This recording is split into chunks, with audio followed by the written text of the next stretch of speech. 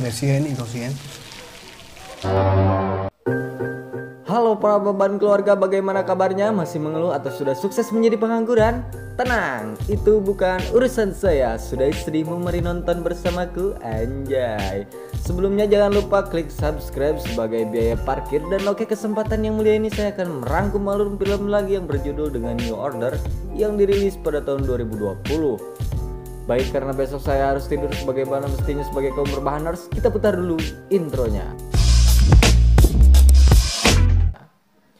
Kisah dimulai di negara Meksiko, di mana di sana terjadi kesenjangan sosial seperti halnya yang terjadi di Indomaret, di mana sesaat orang miskin yang melakukan demo besar-besaran, tapi orang kaya malah disibukkan dengan berbagai pesta seolah menari di atas penderitaan orang lain.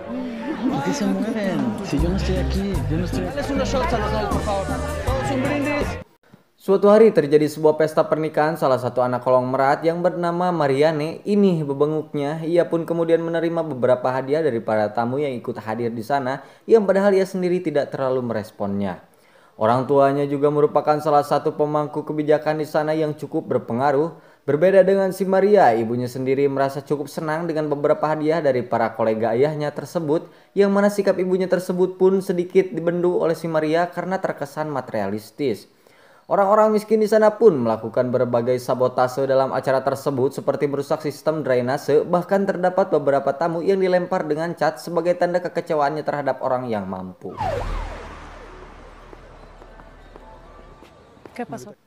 Namun hal tersebut tidak ditanggapi oleh mereka karena jika keburukan dibalas dengan keburukan maka tidak akan ada habisnya.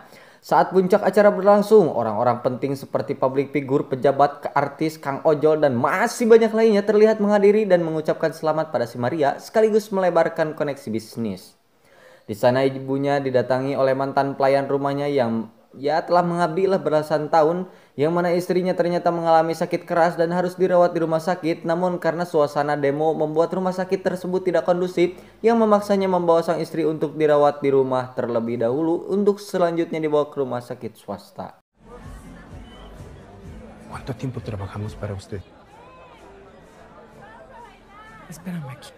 Istrinya pun harus dioperasi, yang mana biayanya sendiri jika dikonversi ke rupiah itu mencapai 50 juta yang tentu saja tidak dimiliki oleh si Rolando. Dengan wajah malasnya karena dicap sebagai pengganggu pesta, si ibu pun menolongnya dengan PT-PT atau ceban pertama dengan anggota keluarga lainnya untuk membantu si Roland sekalipun nominalnya tidak sebesar yang diminta. Yo tenía, pero ahorita no te puedo dar nada más. Con menos de 200 no la... Berbeda dengan ibunya, si Maria malah merasa sumringah saat si Roland mengucapkan selamat karena memang ia sendiri telah diasuh oleh si Roland sejak masih kecil.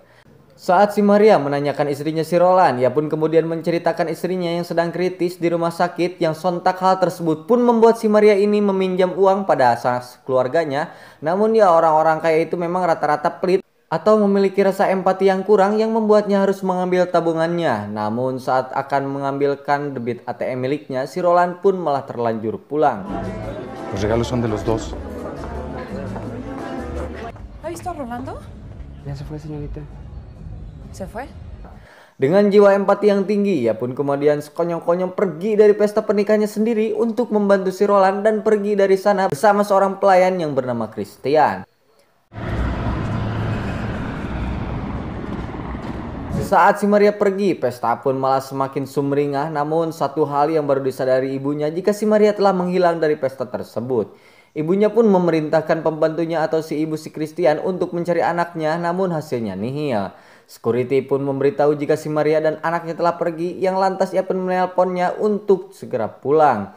Namun dengan tegas si Maria pun menolaknya karena ingin membantu si Roland, dan telepon itu pun ditutup karena telah terjadi pemblokiran jalan raya oleh para inspektur ladusing. Hola, oficial. Buenas tardes, ¿de dónde vienes? No hay paso. Bueno, gracias, ¿eh? Están chingón. Sí.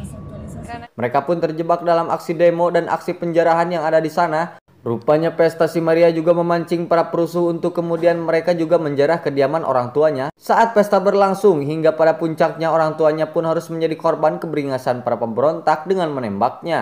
¿Así?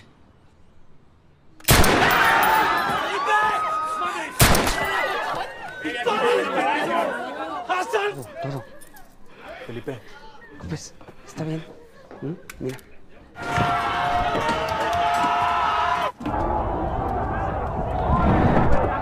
Sesaat sampai, si Maria pun langsung menemui istri si Roland yang hendak dibawa ke rumah sakit. Namun hal itu urung dilakukan karena kekacauan yang semakin menjadi-jadi, ditambah alat telekomunikasi di sana juga telah terputus.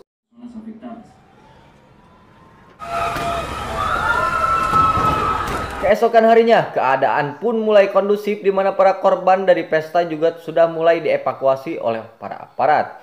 Saat si Maria akan pulang, si Chris pun memeriksa keadaan di luar, namun ia malah bertemu dengan pihak militer atau para inspektur ladusing yang sedang mengamankan area tersebut.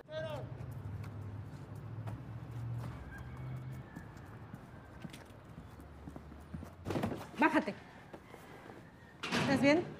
Bukannya mengamankan area, para oknum militer pun malah menculik si Maria dan membawanya ke sebuah kamp konsentrasi.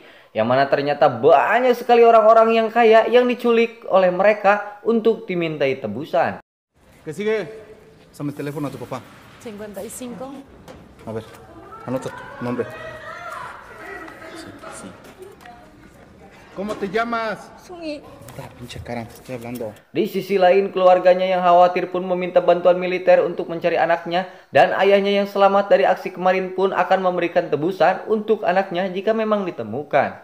Sementara si Roland yang khawatir pada istrinya mencoba melewati garis penjagaan, namun para penjaga tetap menolak dengan alasan keamanan. Saat si Roland kembali mencoba bernegosiasi dengan para tentara, tiba-tiba... Hey amigo, ¿qué busca aquí? Necesito, se está muriendo. ¡Deténgase! Mi esposa. Ya, ia pun malah ditembak yang membuatnya mati bersama sang istri karena tidak ada perawatan. Scene berpindah kepada para tahanan yang sedang dimandikan oleh oknum di sana sebelum mereka diperas dengan sebuah video yang dikirimkan ke keluarganya masing-masing.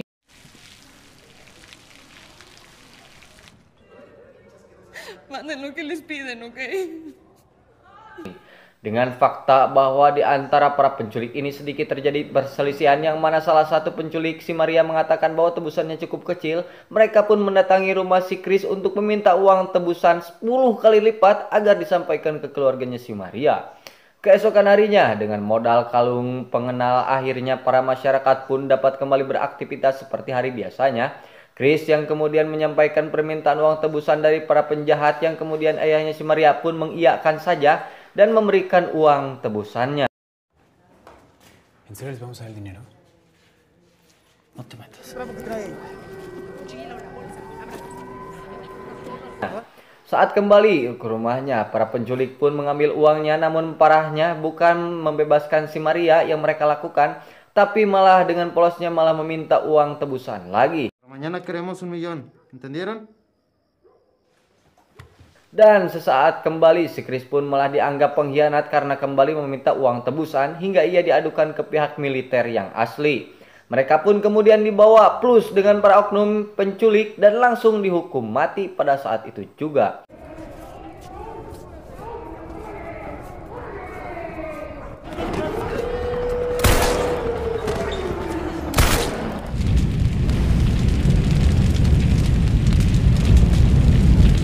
Dan pada akhirnya si Maria pun dibebaskan oleh para pihak tentara, namun tiba-tiba ia malah dibawa ke rumah si Roland yang sedang dijaga oleh si Chris dan membunuhnya di sana seolah-olah si Chris lah pelakunya.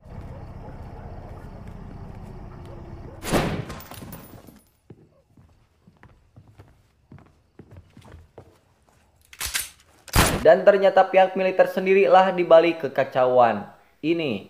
Dan film pun tamat. Terima kasih telah menonton. Jangan lupa like, comment, share.